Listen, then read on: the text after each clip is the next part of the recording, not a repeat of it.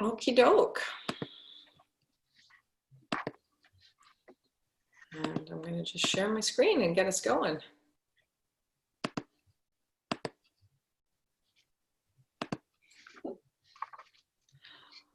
Okay. So good afternoon, everybody. Welcome, and thank you so much for joining us for this webinar. It was sort of an opportunity that we took after writing a blog, thinking about various things that our clients are struggling with in OHT climate. And so welcome to Navigating Turbulence in an OHT Climate, Traps and Remedies. We're really looking forward to having more of an in-depth discussion today about some of the concepts that were covered off in the blog. And we will have this recording available as well if it's something that you want to take a look at. But we welcome you and are really excited, I think, that there are some opportunities to have some new conversations and support each other in what's really a profound transformational change, I think, or we're certainly hoping that it can be a profound transformational change. And so our role is to support you in doing that. So just a little bit about Instincts at Work for those of you who are new. We have a lot of our tribe, our clients, but we want to expand our tribe in terms of having more conversations with more people. And so we have some new folks as well on the call today on our webinar. So just a little bit of background, we're a neuroscience-based coaching and training company that evolves leaders' thinking to achieve results in environments of increasing complexity. So the key for us is really about, we can look at a lot of external things, and as we talk about our content today, that'll be made pretty clear that often our brains want to focus on what's concrete and external. But in our experience of working with hundreds of leaders across the province, that really we have to start to think seriously about how we upgrade how we think about the work we do to be able to produce new results. So that's where that's what our offering and our contribution is from that space and that understanding. I'm Penny Pausha, and I'm the principal and leadership coach in Instincts at Work. And I have with me Sharon Lewis. Sharon, you want to introduce yourself? Hi, yeah, sure. I'm Sharon Lewis. I'll be talking through a couple of the slides here today. I'm a leadership coach, been coaching leaders for about 15 years, facilitator and program development consultant with Instincts at Work. Great. And we also have with us on our team today, Renee Freeman. Renee, do you want to introduce yourself? Yes, good afternoon, everybody. So I'm also a leadership coach, and I also have a background in healthcare. I was a frontline provider for a number of years, and now being married to both of these disciplines together has been a great journey working with clients and doing this transformational work as both a coach and as a facilitator as well of this neuro leadership work. Great. Okay, so I'll just take us through a little bit about our intention and outcomes. Those of you who have worked with us before in our programs know that we always like to craft for an intention and outcomes for all of our programs and all the pieces of work that we do, any meetings that we do. So intention is really about the feeling state. What we want you to feel by the end of our webinar today is that you have clarity and more of a sense of capability to better navigate the turbulence that people are experiencing. What do you mean? What do you mean? In our OHT climate. And some of the outcomes that we wanted to get through today, or we would like you to have at the end of our webinar, is that you'll be able to identify some of the common traps of working in an OHT environment, some strategies to address some of the power asymmetries that we kind of refer to in the blog, some strategies to balance and over-focus on task with relationship building, identifying and easing common threads. The other side of that, though, right? Sorry, I just need to mute there. If people can mute themselves, Tara, I don't know if maybe. Do you want to mute everybody, Penny? Can you? Do you want to just maybe mute everybody and then? Yeah, I'm gonna attempt to do that. Okay. So some people are quite. And then if you, for those of us, we're going to mute you all, and then if you do have a question, like Sharon said at the beginning, just put yourself in. Just drop an answer or a question in the chat line. Okay. Yeah, Tara, I can't Tara, mute people who are actually on the phone line. So if you're on a phone line, you should be able to mute Tara. yeah, I've tried. Okay. So Tara, if you can hear us, if you can mute yourself, that would be great. All right. Thank you. Okay. Okay, thanks. So let me go back here. So then in terms of our outcomes for today, we want to ensure that you guys have some strategies to balance and over-focus on task with relationship building, identifying and easing some common threats to building stronger collaborations, and considerations for designing governance. So specifically, we wanted to touch on the point of consent versus consensus. So that's what we're going to be covering in today's webinar. So let's get started. Sharon's going to talk a little bit about the shifting context. Yeah, so the first thing to notice about the new Ontario Health Team climate is the shifting context. And OHTs move us from operating as a single organization. I think Penny's advancing slides here to get some graphics coming up, right? Yeah. Operating as a single organization to operating as a coalition. And this shift means that we need new ways to balance power and share resources. So the centralized network there showing up in the little graphic 1 is sort of the way we usually think about the way organizations are organized. You know, sort of one central or a hierarchy of centralized decision-making and accountability. And many of you are familiar with working in sort of decentralized networks where you have a number of those, one of those centralized networks working together. This is actually a move more towards distributed networks. So we want to really underscore the significance of the shift in this context. This is more than just a change in government, it's a change in kind, or at least, again, it has the potential to be. So this is a move from operating in a hierarchical structure as shown in figure 1 there, but it's not just flattening the organization and it's not just networking organizations, but this is a true distributed leadership model. So in figure 3 and 4, which depict how, you know, what we hope well-functioning Ontario Health Teams should be structured, with all those players having strong relationships and balanced power with good decision-making strategies for allocating resources and communicating out to those partner organizations on the periphery. Those are that's sort of what you might want to think about graphically as you think about how you're making the change to the structure in your organizations. So these are networks of independent, autonomous organizations trying to work together with no central or single decision maker. The distributed network in number 3 kind of indicates the peer-to-peer nature of this. And as you can see from that diagram, you know, decision-making authority isn't necessarily as clear as it is in either, you know, diagram 1 or 2. So many of you have collaborated in the past, but this really is a move toward that truly shared decision-making and shared resource allocation, which presents its own set of challenges, and it'll demand new relational and influence skills at a time when most people are worried about possible reductions in resources from the government. So, so there's a little bit of pressure and a little bit of threat happening there, which we'll talk about. And as that pressure increases and that sense of risk increases, Pen, if you want to move forward there, Yeah. with such a radical shift in the organizational structure, we get new traps that show up. And as we've mentioned in the blog that brought you here, 2 of the main traps to look out for are an over-focus on task, which you see in the little teeter-totter there, the task being, you know, people kind of trying to throw the dart, hit the goal, get the thing done, you know, get the team assembled, get the RFPs done, you know, get all that sort of over-focus on task, and you know, a little bit less of a focus on relationship.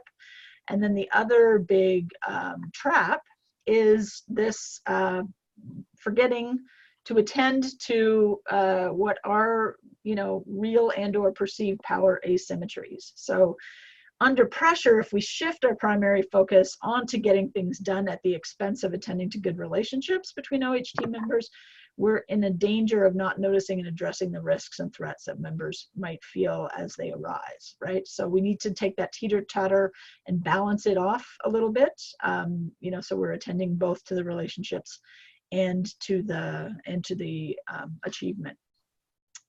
But the other biggest, you know, possibly the biggest threat is the perception of that power asymmetry, that one or more members in the coalition, in the OHT, have more power than others.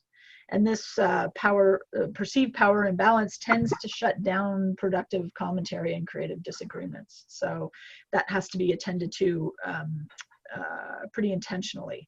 So we'll say more about the strategies to manage power asymmetries as we go ahead. But for now, it's important to realize that when you feel the presence of a power imbalance, being able to name it and speaking your piece about it as a leader at the table is critical to continuing to keep the trust alive in the group. And this is true especially if you're the holder of some, you know, of the more powerful positions, right? Being able to own the fact that you have what is perceived as more power, even if you're willing to hold that back. You know, in order to take care of the needs of the whole group, you need to be able to name that perceived position. So instead, you know, because of threats and because of not wanting to, you know, rock the boat or make anybody feel uncomfortable, we're tempted to stay silent. And if we do, and we keep our concerns inside, we risk driving them into the realm of side conversations and political alliances, which does destroy trust and undermines the critical work that you're here to do with the OHTs. Yeah. And just another comment, if I could make that, Sharon, about the traps. The reason that we wanted to highlight these is that we're hearing from you, we're hearing from our clients. People are saying, I don't know how to deal with this. This is what's going on. I feel like people are, you know, running ahead. We're not being included. Or the reverse of that is, I feel like we're going too slow and we're not able to kind of get to these things and we're having to include too many partners. So what we want you to understand, a really important take home from this webinar, is that you are not alone. You know, we tend to go into our individual ways of seeing this, or even personalizing, for example, with power asymmetry. How could people not trust me?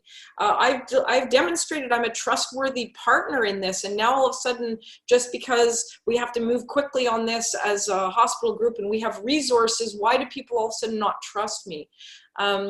We really want to address that in this webinar, because these are what we would call kind of contextual clues or contextual limiters to behavior that actually show up everywhere. They're showing up in all of the groups. Wherever people gather, these things are showing up. And so part of what we want to help you do is really understand that and see that in a depersonalized way that will help you with some of your threat responses to it. Okay, so let's go through, Sharon, go ahead with the case study. Yeah, so I'll read through this and just we'll be asking at the end whether this seems familiar to you, you know, just so be ready to dump your answer into the chat room, you know, how, if you feel like sharing that, how this is showing up where you are, or, you know, whether it just looks familiar, just yes or no. So although the hospital, so OHT meetings are progressing. Leaders are getting together and discussing what types of accountability and governance structures to propose in their applications. One of the leaders of the local hospital knows a consultant who specializes in governance, so he proposes that he'll go ahead and contact his consultant and skip the usual RFP process just because of the short time frame and the engagement being below the minimum requirement for the hospital. And although the hospital leader may be genuinely seeking to benefit the group with his access to the resources that he's got and his access to, you know, good people, he's seeking to benefit the group as a whole by being expedient. The other members of the OHT committee interpret the move as a power grab. And they start to assume that this is the hospital's way of controlling the process. The community partners react by claiming that the hospital leader is being unfair and not inclusive. And faction groups start to form and threaten to withdraw from the collaborative if the hospital doesn't become more inclusive. Now, we want to stress that this is a composite of a whole bunch of different stories that we've been hearing. So this is not referencing any particular OHT at all. But we're wondering, does this situation sound familiar? Did you recognize some of the dynamics in your OHT that's going on here? And if you just want to take a minute and pop your response into the chat room, that'd be great. Are you seeing some of these dynamics? And if so, what are some of the things that are coming up in your group that you're struggling with?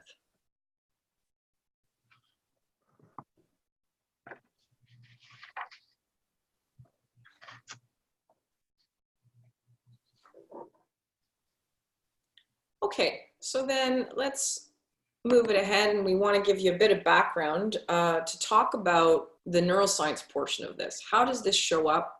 How do we see some of these threats occur, and how do they occur to us in terms of our thinking and our brains? And so it's really important for us to think about these new skills as leaders. And one of the things that we've discovered is really how leaders self-manage around their own threat responses is really, really critical in this process. And so, yeah, I'm seeing in the chat room that there is some of that. Kelsey was commenting about the hospital's largest. So there's the idea that there's the most decision-making power. We've heard this from many OHTs, the idea that back to this power asymmetry showing up. There's lots of discussions we've heard at OHT tables, how many votes people should get, who can control the balance of power and decision-making based on how many people they serve or whatever other criteria. So all of these are very familiar kinds of scenarios that are coming up that we've heard about. So what we want you to think about is this idea about from safety to purpose, that in our own individual brains, we are always trying to manage this tension. That as human animals, we have a drive to keep ourselves safe, of course, but we also have the drive to kind of move ourselves to a higher state of purpose in what we're doing. But if we're under threat, for example, we're worried about job loss, or we're worried about our financial circumstances, or whatever it is we're worried about, we're going to revert back more into that safety mindset rather than purpose. And so there's certain behaviors we see that go along with this move from safety to purpose. So in terms of safety, we talk about people being in a reactive mindset. And any of us, again, depending on the circumstances, can be in this reactive mindset. And the behaviors we sort of see are things like complying, protecting, controlling. And of course, we don't want to think that we do any of these things, but I'll be honest, we pretty much, unless you're the Dalai Lama, we all pretty much do these things at various points in time. And there's nothing wrong per se with that behavior, but what we have to recognize is what the impact of that behavior is. So an example might be that a leader who's feeling under threat will get very protective, and instead of being focused on, let's say, what the vision is or what direction they need to go, they're going to hunker down and be very concerned with, how do I ensure that my people are okay and that we don't experience any job losses or any reduction in our staff? Is there something wrong with that? Nobody's going to fault a leader for that. But in this climate where we're looking at transformation, is that move going to serve the broader vision of what we're trying to create? So in a creative mindset, we are looking at achieving our sense of purpose. And our sense of purpose would be about our broader vision. How do we relate, reveal, understand, and achieve? And so stretching ourselves towards that sense of purpose to stay in that creative mindset, and as we've shown in this slide, we're activating more of the prefrontal cortex. We know that people are capable of being more innovative, delivering more innovative solutions, and of thinking up new ways of doing things in a way that can produce something different. When we're in more of a reactive mindset, we tend to rely more on, we get this amygdala threat response, hence the red. And when that part of the brain is more activated, people will go back to rote learning. So people start to develop kinds of solutions there that are solutions that have come up a million times before. And it's important as leaders that we see that and we say to ourselves, first of all, am I managing my own threat response to be in that creative state? And are these solutions just the same old kinds of solutions to the same old problems? Are they really going to change what it is that we're doing here? So we need to sort of manage ourselves in that context. So back to all leadership frameworks, they all start with leading self. This is where you start. Lead yourself from that safety orientation, being in that reactive mindset, to purpose. That's the number one thing that you can do. So based on our work with teams and from our Evolution of Thinking program, many of you are familiar with our model, which is the Performance Evolution Pyramid. So how do we respond to that reactive creative split? We think about these three things. The order in which they appear is really, really important. And a lot of this is probably not going to be new for any of you as leaders. You're familiar with each of these, though you might have a different language for it. But what we have found is the order and the insistence on the order of making sure that these foundational pieces are in place will affect the performance of your team. So we have vision on the bottom, a sense of approach culture, and then growth mindset. So I'm going to just quickly go through and give you a little primer on how these work together. So obviously vision, we like this why vision card that we use a lot with our teams to help people understand that vision is about alignment. Now, we all have been talking for years about patient-centered care and how we want to do that, and that we have maybe an assumption of alignment. The vision is all well and good until it gets tested, back to the reactive mindset. So when the vision is great, we can say we want patient-centered care, but when it actually comes to making a decision that might impact how that care is delivered and have an impact on our sense of safety inside our individual organizations, then we start to get a bit of scattering around the vision. So the vision is great while it's convenient, but often what we see is splintering happening when people are feeling their safety threatened in that place, right? When that splintering happens, when the people who feel at risk tend to go into those sort of protect strategies, and then in response to that, the people who feel less risk, in response to other people's threat response, often go sort of more into a control response. So you get this sort of weird bifurcating of the way people respond to the threats. Yeah. And that just sort of amplifies the sense of a power asymmetry. So what we've found is really critical in this alignment, and you'll notice that some of the green arrows are aligned and pointing in the same direction. As you move forward and try to bring more people into the OHT environment, the number of gray arrows that are perhaps not aligned or are operating from different interests will grow. And this is part of a key challenge that you're going to have in building OHTs. So as leaders, you need to be thinking about, how do I connect people to vision? How do we source a powerful vision amongst all of us to create as much alignment as we can? And that doesn't mean a one-day visioning session. It's an ongoing process to ensure that as we take each step forward, there is alignment. So that's a key part about vision. Then move into the middle of the pyramid, which we label approach culture. So we want you to think of the idea, and there's another blog in there that we have on our website if you're interested, that gets into approach, avoid taking the high road in leadership. But the idea, very similarly to the reactive to creative, is that when we're in a reactive state, one of the strategies is to be avoidant. You may find there are players or there are individuals who move into these kind of avoid strategies. They don't want to be part of it. They don't like how things are going. They're pulling back, versus moving people into an approach state. What does that mean? We want people moving forward. We want them approaching the vision together. We want them coming forward and being engaged. And so that's really a critical piece to understanding that middle part. Many of you are familiar with David Rock's SCARF model. So we actually talk about, and a very critical piece to this as we go through the case study, is to think about, where are the status threats? Where is there lack of certainty? I would say for most people we're talking to in OHTs, all 5 of these areas are threatened. A sense of status, how might I lose my status? Will I be considered as an organization? Will I have equal voting rights? How will things impact me? Is a lack of certainty. Autonomy, can I be made by OH or OHTs to behave in a way that's different? How much choice will I have? A sense of relatedness.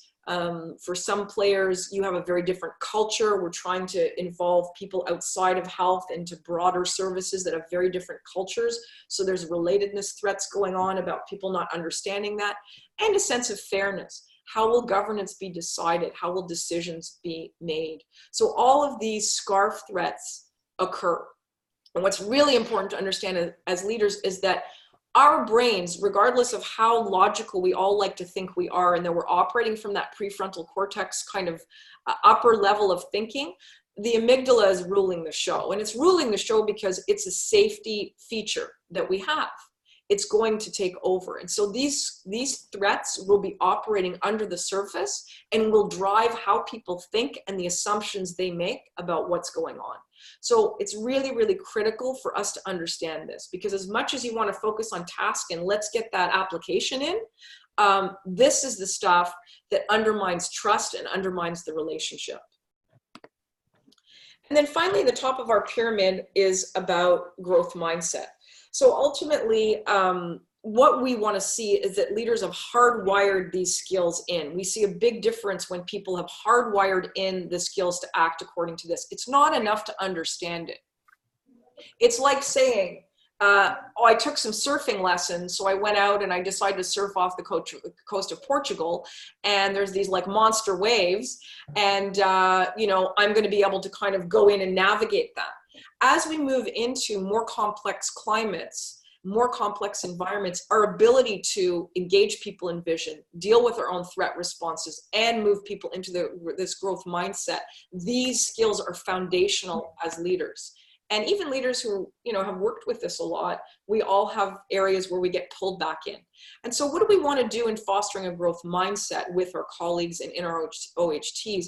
How do we promote an environment where we celebrate failure, where we take experimental approaches, where we measure successive improvements and acknowledge effort rather than just results? So this is back to that over focus on task. So we want to think about how we layer in these elements in the pyramid to produce a high functioning OHT, very critical to our leadership skills. And what we see in some of the teams we work with, or some of the LINs that we've worked with who are applying this, is that they are continuing to come up with innovative solutions and connect with their partners, and the partners are connecting with each other, having difficult conversations to actually move through the sticky bits, or what we call the crunchy bits. In some of the other LINs, what we see is really what we'd call protect, in terms of a reactive state where people are just disengaged and they're waiting for more instruction. So they're moving into that comply state, but they're waiting.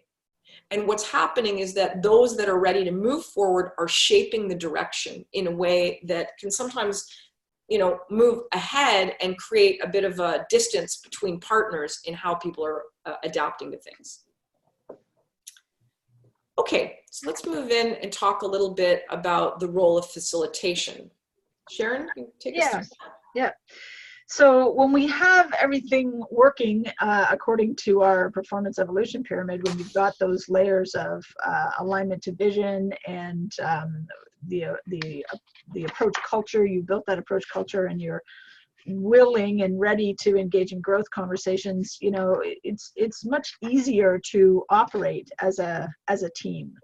But as we all know, teams don't arrive like that. When you gather your collection of individuals who work at various agencies, they don't all come into the room as an aligned team ready for action. So what we've seen over the time and working through this kind of transformation with a lot of groups, you know, starting with LINs and other teams in healthcare, when we see that teaming, that team forming, it tends to go through some really key stages, right? So we sort of laid these out for you so that you will have a sense of sort of where you are in this process and be able to think about it as you're going through it.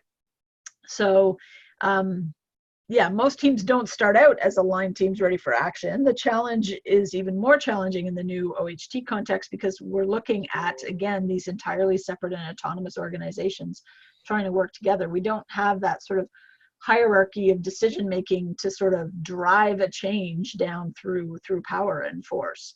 But over the work we've done in the last few years, this process has sort of manifested, and we've captured it. So this is something that we lead people through as external facilitators. As mentioned in the OHT blog that many of you attended, this is why external facilitation is so important. But in addition to facilitation, we also train our clients in the evolution of facilitation method to do this effectively for themselves. Right now, we're just going to take you quickly through the process so you can be clear about the steps. So what we've got here is the first stage in engaging with this is doing some pre-work and self-management, right? So, you know, again, leadership always starts with self-management and self-leadership.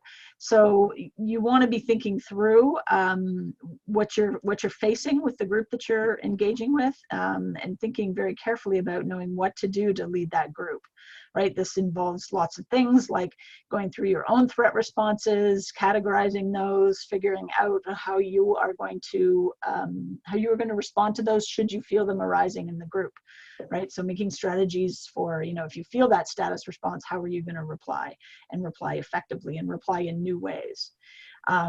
So once you do that sort of pre-work, then you sort of walk into the room, and this is a room, it's a collection at this point of individuals in a room. It's not a team yet, right? So we start that way. We have to acknowledge that we start that way. We don't go in with any illusions about our alignment.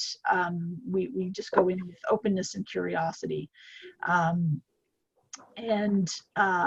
You know, at this time, this is a place where facilitation can be very valuable. You know, again, if you have those skills, you know, don't worry about stepping into a facilitator role as a peer in that room. That facilitation is really critical, you know, and if you're feeling unsure about it, it's a place to reach out for that external facilitation.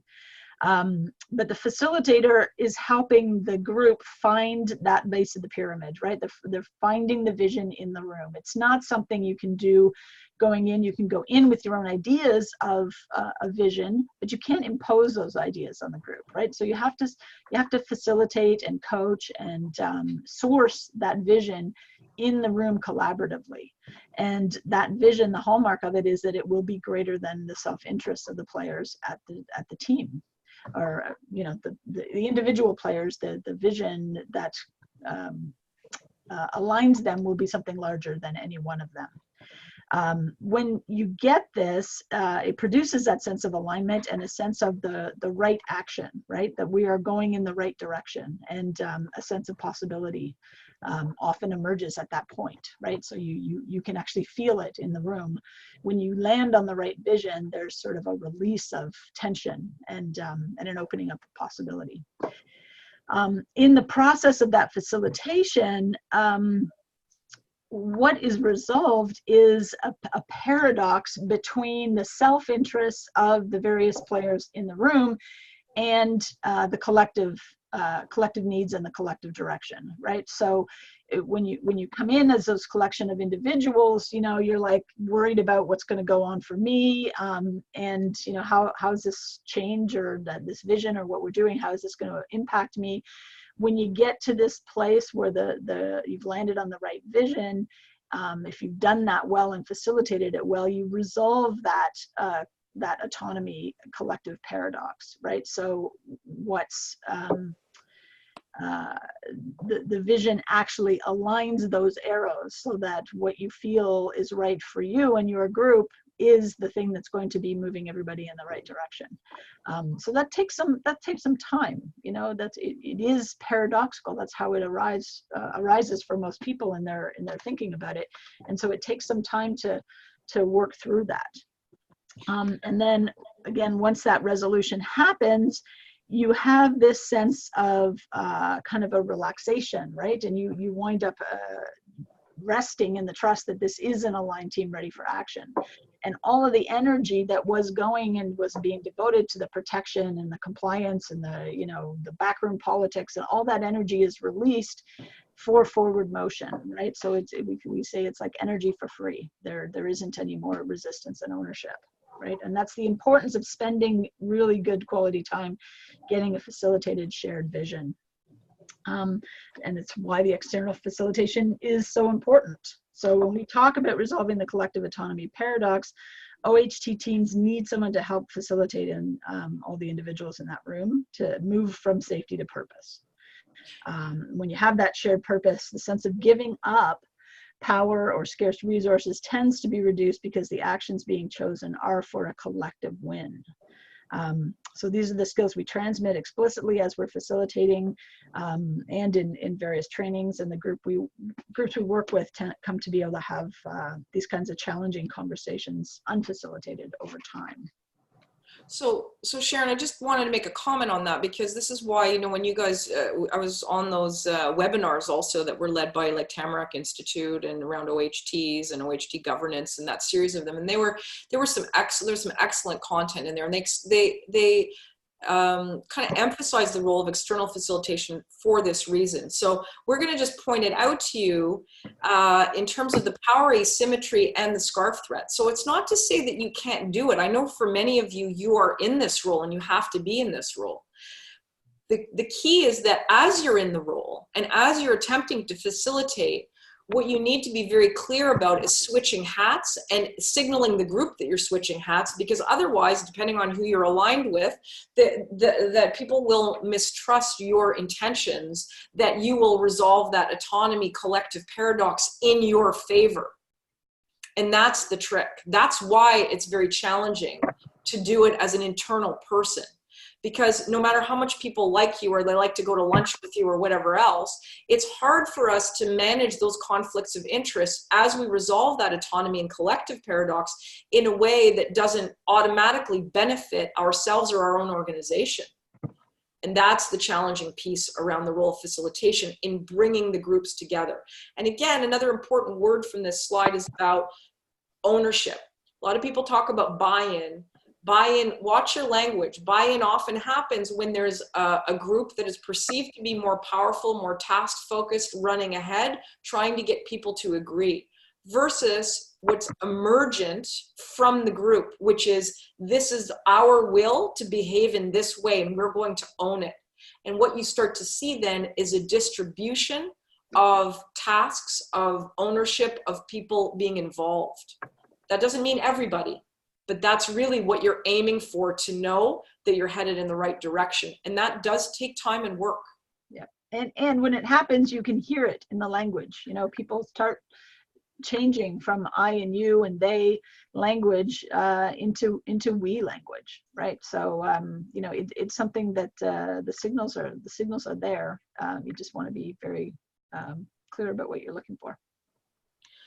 Okay, so let's move on and then talk about some of the remedies, which I'm sure, because you're quite familiar with the trap. So let's talk about some of the remedies. So how could it have gone different if the players in the case study did these things? So we're going to talk about some of the other players in the case study and what might have remedied some of these or dealt with some of these traps in a way that would not undermine the trust in the OHT.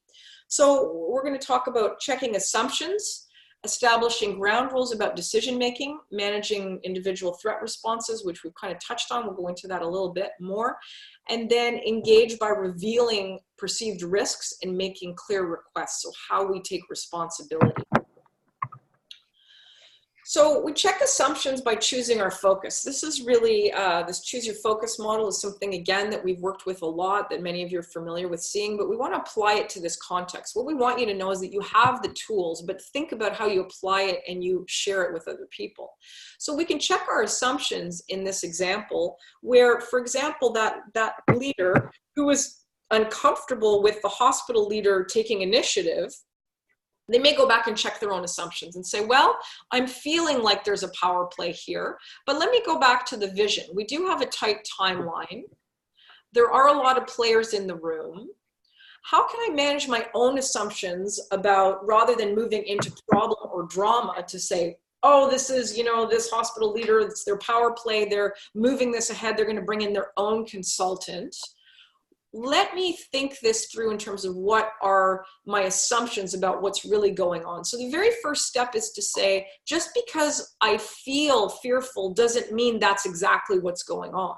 There could be many other kinds of explanations. So bringing ourselves up to vision and saying, I want to build relationships with my colleagues. I want to have an effective OHT. So instead of going to the level of drama and going to my colleagues and saying, well, do you think this is what's going on? And is the hospital leader making a power play here? And they always do this. They're not very good at collaborating, blah, blah, blah. Can we stop that, check our assumptions, and just say, okay, this is the behavior I'm observing, but my vision is really this. I want us to be effective as a group. So I need to take some responsibility here and think about what I really want. And then how can I have a productive discussion that might help us to resolve some of these challenges. So it's really checking yourself at that level to stop yourself from moving into the drama. And as we know with the Choose Your Focus V, that's where less new thinking happens. That's why it's a point at the bottom of the V. People get into drama about this as opposed to coming up and saying, my vision is I want to actually be more collaborative.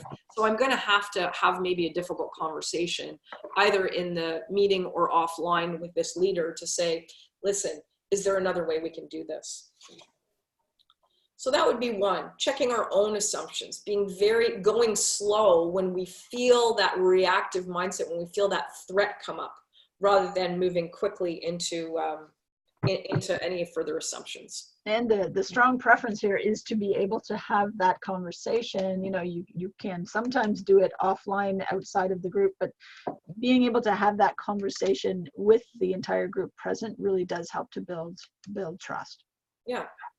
So that individual maybe, instead of going off and maybe forming a faction or getting frustrated, might say, might bring it up in the group, say, I realize there's a lot of pressure to get things done. And may even acknowledge the hospital folks to say, you're taking on lion's share perhaps in this, fictional situation. That's not always the case, but let's say they are taking it on, they're feeling pressure. I recognize there's a lot of pressure to get things done, but it's also important that we start the way we plan to finish, which is that we want to have a process that's very inclusive, and running ahead in this way isn't feeling inclusive. How can we do this differently? So it's really pulling back and speaking to the vision of where we want to end up. So let's begin how we want to end up. And let's look at our behavior all the way through this. Remedy number 2 would really be about establishing ground rules around decision making. As people are feeling pressure, there's a lot of hidden assumptions, again, about how we make decisions. We might be reverting back to how we've done it in partnerships that maybe aren't as large or that involve some of the players. There's a lot of hidden assumptions about who gets to make decisions, how they get made. Spending some time to really flesh that out.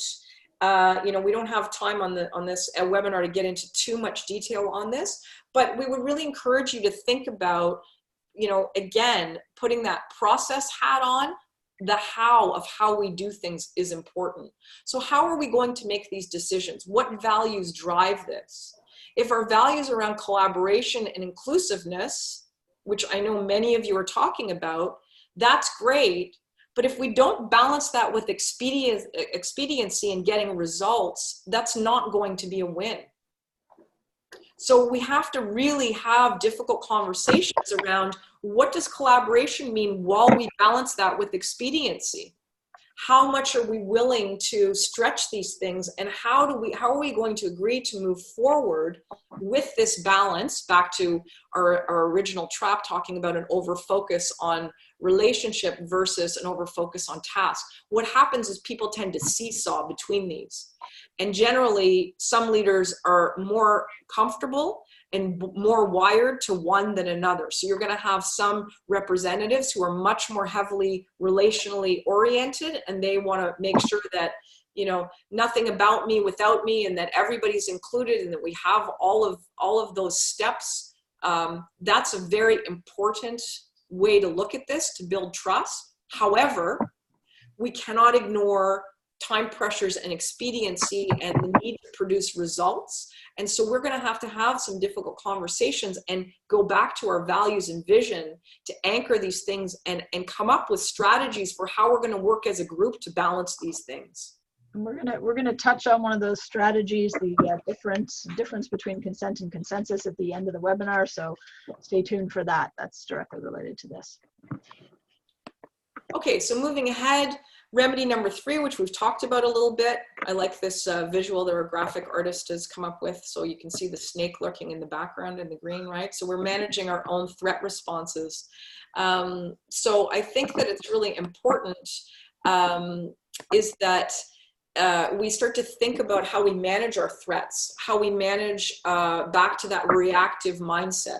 So coming back to thinking about what are the threats for me? I may feel a status threat that, you know, back to power asymmetry. Let's say I'm working with a hospital where they have a number of people involved in a planning department. They've done a lot of strategic planning. They have resources allocated, dedicated, numerous people that do this work.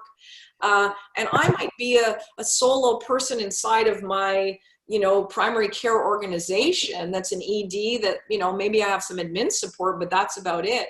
But I may end up feeling as though as that ED, my status or what I know isn't being recognized because there's all this so-called expertise that's going on and resources dedicated to it. So that's how that power asymmetry can show up. And I think owning it for me as a leader would be to say, okay, I'm noticing that. How do I make sure that my perspective is represented, or how do I even raise that? So I've got to first manage it and not just act unconsciously on it. But at another level, we also want to think about the threat responses coming up for others.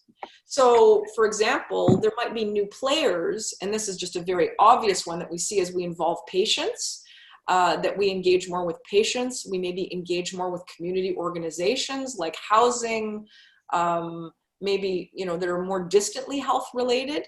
There's going to be threat responses around certainty where people are like, I don't know what you're talking about. I don't know what that acronym is. And all of this creates great frustration for those of us who want to get it done, move it on, let's go, right? And so this requires that we go slow, that we check it out, but we also ask for permission to be able to speed up the pace, to draw on the trust that we built. And so that's an important feature here about moving between those two things and toggling that. So the managing our own threat response is maybe not something you can structure into a group process. It's a capacity you develop as a leader.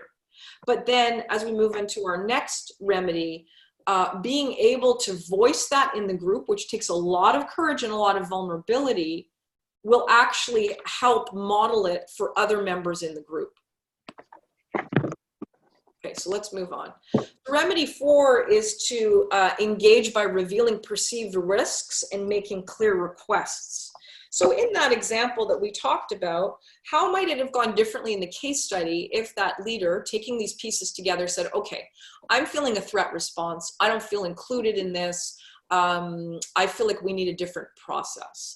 So how can I voice that? And again, back to managing the threat responses in others, to say to the hospital leader folks, to say, you know what, I recognize this is all on your shoulders and you have a need to kind of move forward with this and get it done. And we value that. But I really want us to move forward in the way that we started. Like I want us to continue in the way that we began. So I'm feeling a little bit of a threat response around this, that things are going to be, you're going to move ahead with things, but it's not going to be representative of everybody. And that's not really what we want in terms of a value with our OHT. So can we go back? And you might make a clear request. Would it be possible to go back and talk about some of the values that we want to incorporate in our decision making? I'm happy to lead a discussion about that. So offering, making offers, making requests, owning it, not assuming that just those players that are perceived to have more power are going to be the ones leading it. So there's a lot of ways in which we can take these risks. And they are risks to be vulnerable like that in a group. And not everybody in the group is going to feel comfortable doing that. But this is back to why leadership underpins all of this, because our ability to speak for that will help in the facilitation. And back to the pyramid, it helps us to layer in the vision. That individual can talk about the vision of, let's say, how we want to work together, or the vision of what we want to do in terms of care for the patient, and being clear about this.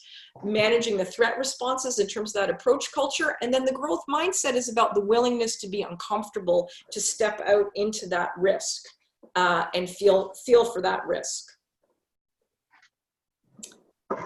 Okay, so those are some of the remedies. Sharon, did you want to touch on the structure that we're kind of calling for in terms of group effectiveness? This is another thinking tool that we use. What's called for in these kinds of environments is for a structure for the conversations that are arising that is intentionally inclusive, rather than one that just drives for action prematurely. So as you can see on this 2x2 matrix, as your structure, if the structure gets clearer and clearer, and you have more and more process around what you're doing, but the inclusivity isn't there, people will start to feel like it's a dictatorial command and control environment, right? And then it starts to manifest like that as people sort of stop bringing their concerns and stop telling the truth in meetings.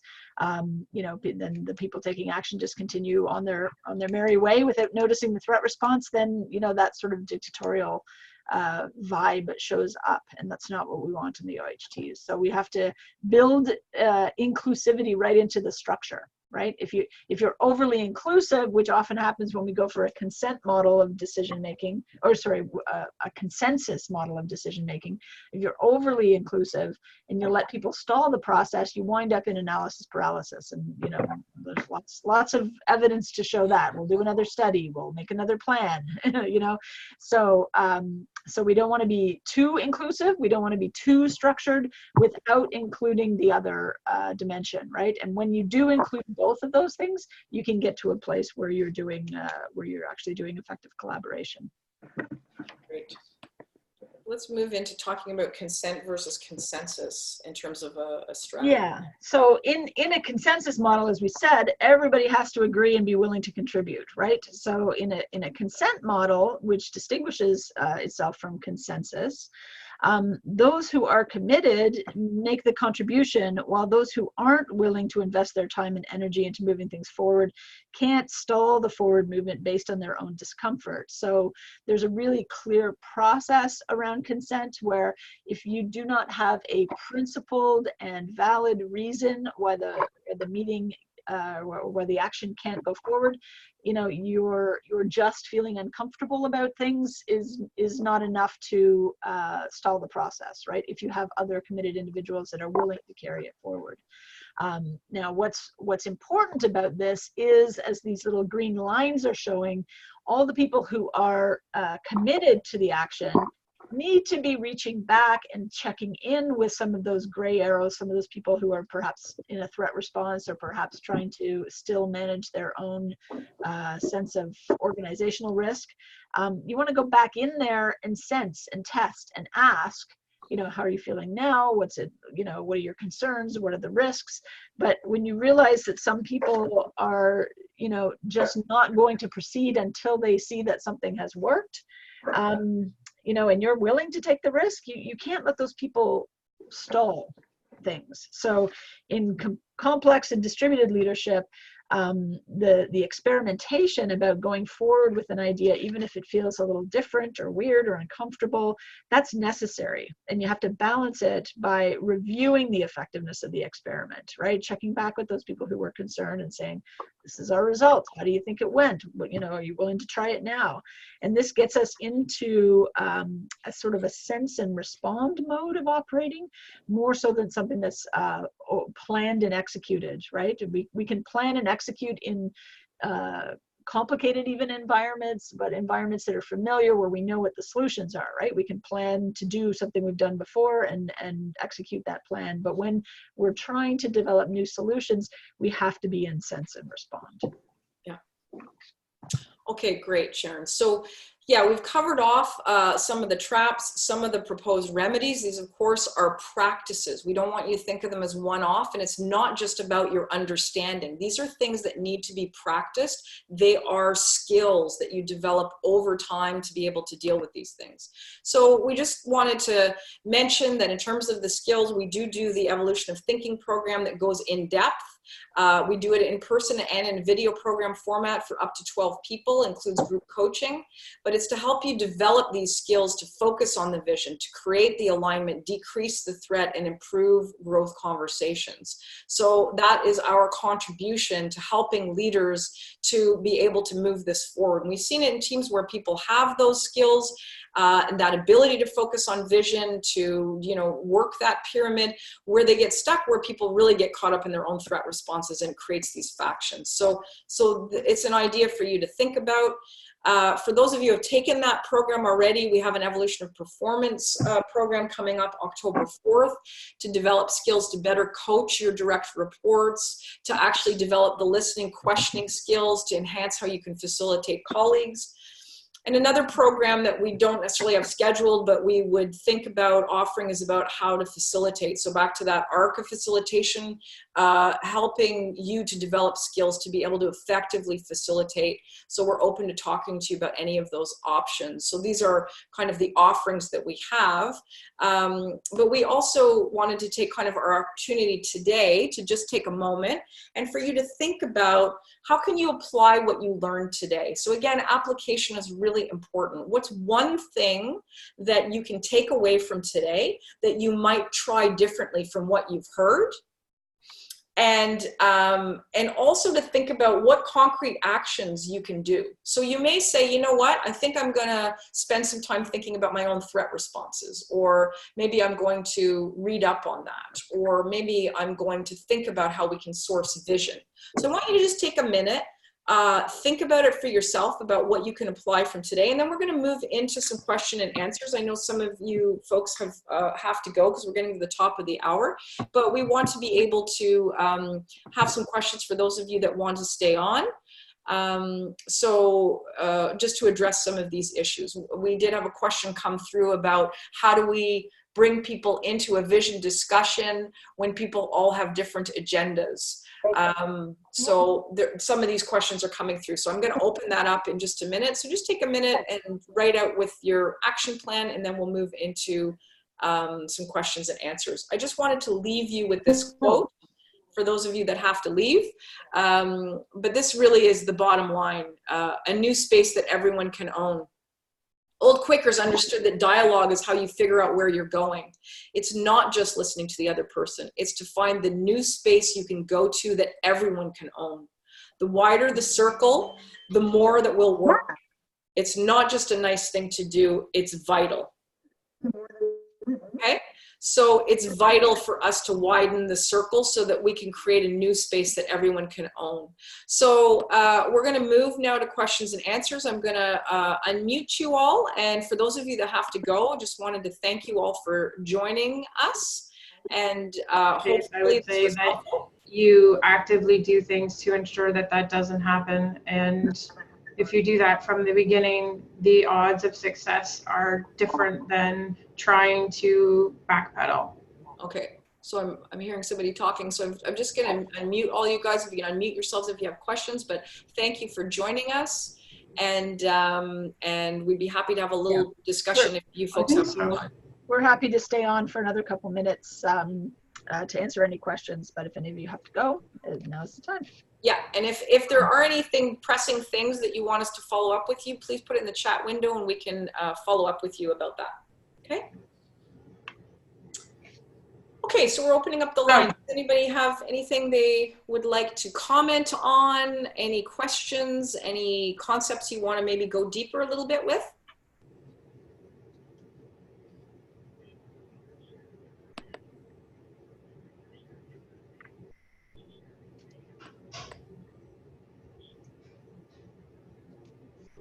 Even just thoughts about the presentation. How is this going to live for you as you move forward with your OHTs?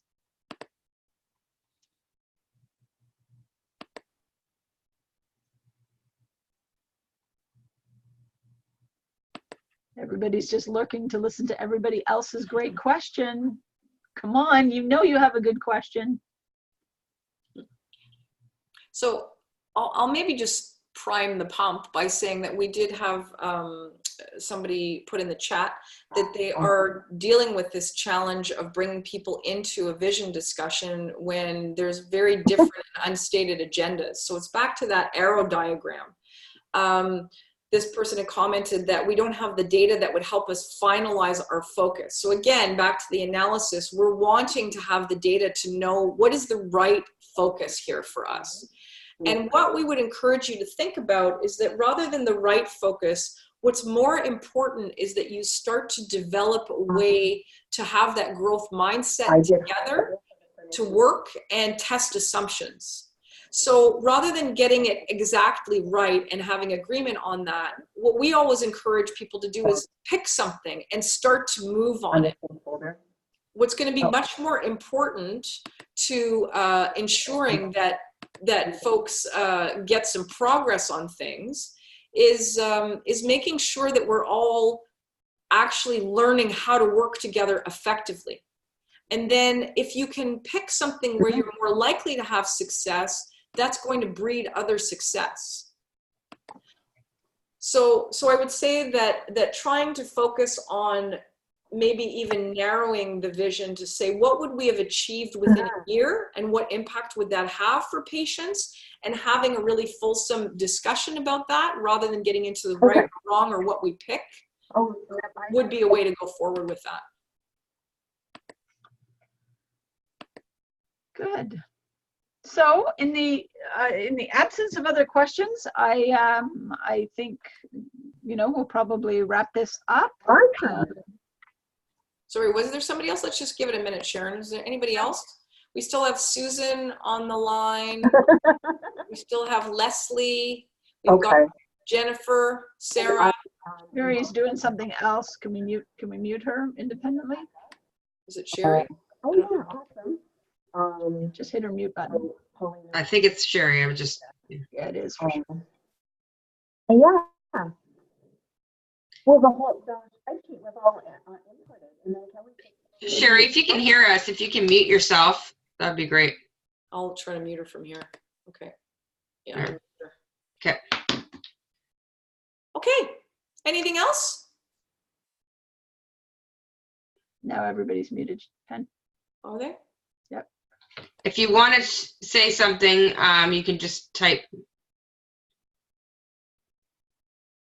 Okay, thanks. Thank you. Thanks, Susan. People have to get going.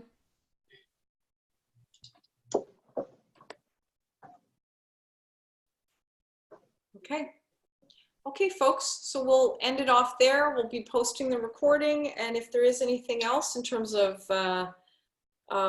questions or how to think through some of those power asymmetries, dealing with the threat response, some of those other strategies, we'd be happy to have a chat with you. So feel free to email us, and reminding you to use the tools that you have, or dive a little bit deeper and try them out in these new environments. Okay, great work, and thanks for being persistent change champions.